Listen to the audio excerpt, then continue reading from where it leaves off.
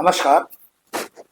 मैं आज पुरुष समाज के लिए जो यंगस्टर हैं उनके लिए विशेष आगाह करना चाहता हूं कि नए कानून के तहत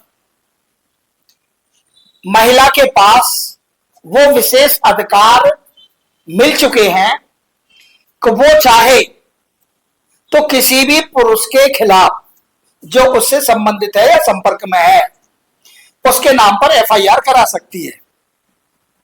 वो ये कह सकती है कि मेरे से इन्होंने शादी का वादा किया था और मेरे साथ व्यभिचार किया। वो ये कह सकती है कि मुझे इन्होंने नौकरी का झांसा दिया और मेरे साथ इतने टाइम तक ऐसा करते रहे। इंडियन पिनल कोड था, इंडियन पिनल कोड की जगह अब बीएनएस भारतीय न्याय संहिता 2023 बन गई है। उसकी एक सेक्शन है सेक्शन 69। सेक्शन 69 ये कहती है कि यदि किसी महिला के विरुद्ध में कोई एम्प्लॉयमेंट के नाम पर, कोई प्रमोशन के नाम पर या फिर शादी का वादा करके और उसे फुलफिल नहीं किया जाता है तो ये फॉल्स प्रॉमिस टू मैरी एक इसे माना जाएगा और ये पनिशेबल ऑफेंस में आएगा। हालांकि ये बलात्कार की श्रेणी में नहीं आता, लेकिन इसकी सजा का जो प्रावधान है उसे 10 साल तक बढ़ाया जा सकता है विद फाइन। ये प्रोविजन दिया गया है। अब प्रश्न ये बनता है कि भाई जब पहले से एग्जिस्ट कई लॉ करते हैं तो फिर इस लॉ की जरूरत क्या थी। देखो, इस लॉ को अगर हम समझेंगे तो ये लॉ पूरी तरह से जेंडर बाइस्ड लॉ है, यानी कि एक तरफा लॉ है। क्योंकि जब पहले से यौन उत्पीड़न से संबंधित कई कानून हैं जैसे कि 354 ए बी सी डी और 509 509 यौन उत्पीड़न से संबंधित कई सारे कानून पहले से एग्जिस्ट करते हैं, उनको अब रिप्लेस कर दिया है बीएनएस में। अच्छा, ध्यान देने वाली बात क्या है कि इसमें इंटरकोर्स की बात की गई है, मतलब बलात्कार का नहीं दिया है। ना, ये बलात्कार का मामला नहीं है। इसमें यह है कि इसमें कहा गया लेकिन जैसे के प्रावधान तो वही है। नहीं, प्रावधान है लेकिन 10 साल तक का प्रावधान है। बलात्कार में तो लाइफ इंप्रिजनमेंट भी हो सकता है। तो इस जो सेक्शन है, इस सेक्शन में मेन चीज ये है कि बलात्कार की श्रेणी में नहीं आएगा, लेकिन सबसे महत्वपूर्ण बात क्या है, ना तो यहाँ सेक्सुअल असॉल्ट की बात की गई है, ओके, नंबर 1, ना ही सेक्सुअल हरासमेंट की बात की गई है, ना ही फोर्स रिलेशनशिप की बात की गई कि फोर्सफुली कोई रिलेशनशिप बना रहा है, ना ही यहाँ पे किडनैप करके कोई रिलेशनशिप है।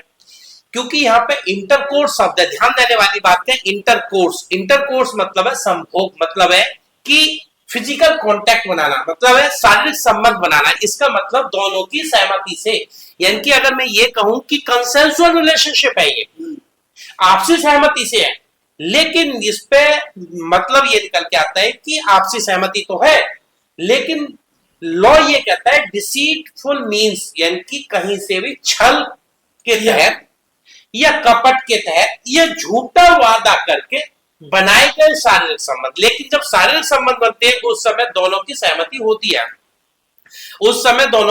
होती है, मेल और फीमेल की।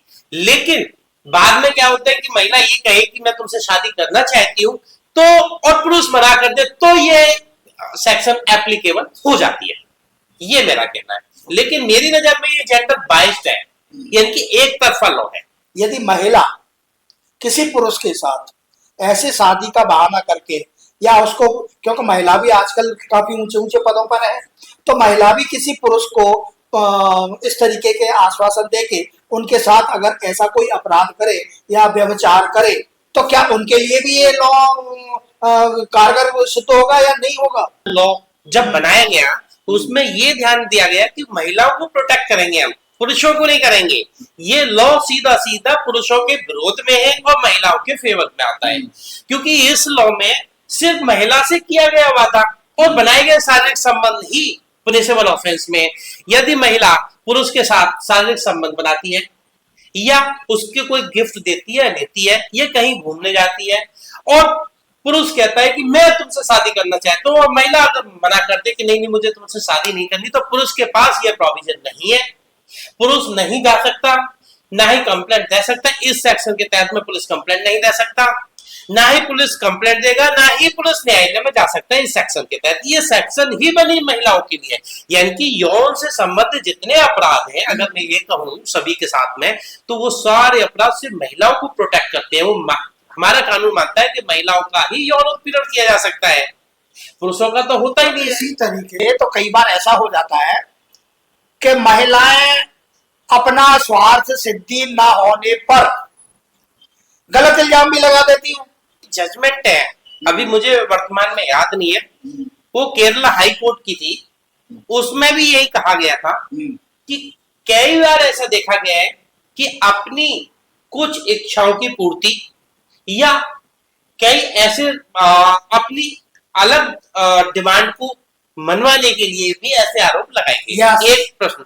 दूसरा इसका जो उत्तर है वो ये है कि जो लॉ है वो सिर्फ वुमेन्स को प्रोटेक्ट करता है, मेल को नहीं करता।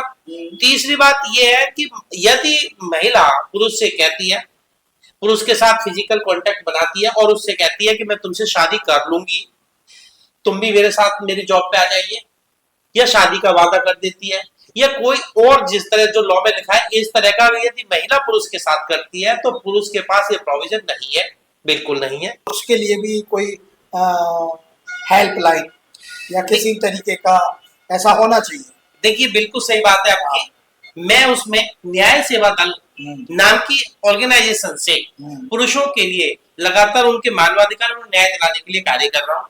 मैं लगातार कानून से अवगत, जितना भी ज्यादा से ज्यादा अवगत करा सकता हूँ, कानून की जानकारी ज्यादा देने का प्रयास कर। लॉ ये है, आप इन्हें समझ लीजिए, क्योंकि जब आप लॉ को समझेंगे तभी आप अपने आप को न्याय दिलाने में सक्षम होंगे। धन्यवाद। धन्यवाद। धन्यवाद जी।